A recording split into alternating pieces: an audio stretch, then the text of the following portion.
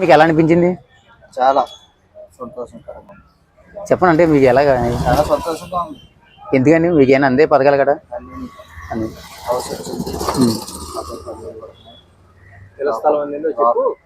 డాక్టర్లు సంవత్సరం 10-12 వేలు పడుతుంది. అన్ని విధాలు ఏ ప్రభుత్వంలో పొందిన లభ్యతనే పొందాలి. తర్వాత ఇప్పుడు పిఠాపురం నియోజకవర్గం నుంచి వైఎస్ఆర్ కాంగ్రెస్ పార్టీ తరపున గీత గారు, జనసేన, టీడీపీ, బీజేపీ నుంచి పవన్ కళ్యాణ్ గారు పోటీ చేస్తున్నారు. ఇప్పుడు ఎలా ఉంటుంది అంటారు ఇక్కడ?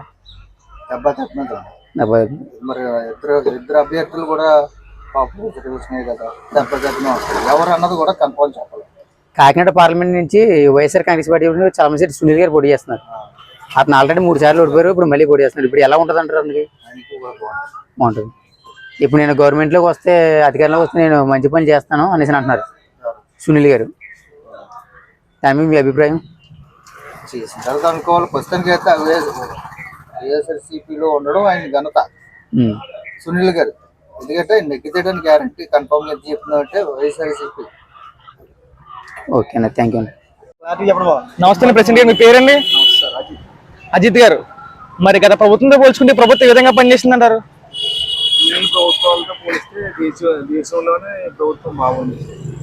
అంటే ఏ విధంగా అంటారు? అంటే సామాన్యులకి పథకాల రూపంలో వాళ్ళని కొంచెం అప్లిఫ్ట్ చేసినట్టే, వాళ్ళకి సహాయం చేసి. ముందు గవర్నమెంట్లో అయితే ప్రతి ఒక్కరు అన్ని నిధులు వచ్చి ఇన్ని నిధులు వచ్చి అని చెప్పారు. వాళ్ళ ఎమ్మెల్యేలు, ఎంపీలు అందరూ తిన్నారు. అదే డబ్బులు ఇప్పుడు సామాన్యులకి.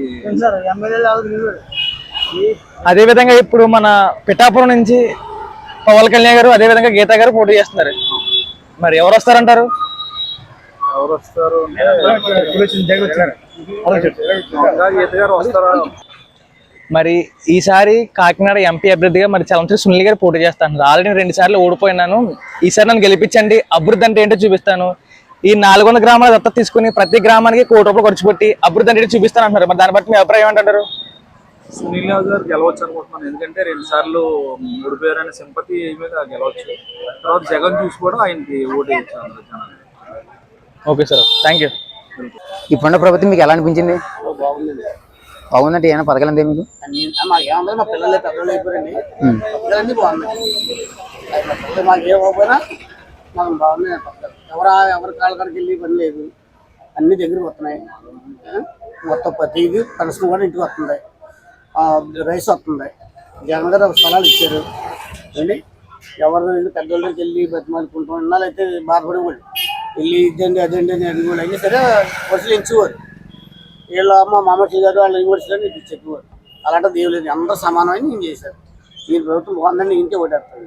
ఇప్పుడు పిఠాపురం నియోజకవర్గం నుండి జనసేన తరపున పవన్ కళ్యాణ్ గారు పోటీ చేస్తున్నారు. ఇక్కడ వైఎస్ఆర్ కాంగ్రెస్ పార్టీ నుండి వంగ గీత గారు పోటీ చేస్తున్నారు. ఎలా ఉంటుంది అంటారు ఇద్దరికి? గీత గారు బాగుంటుంది.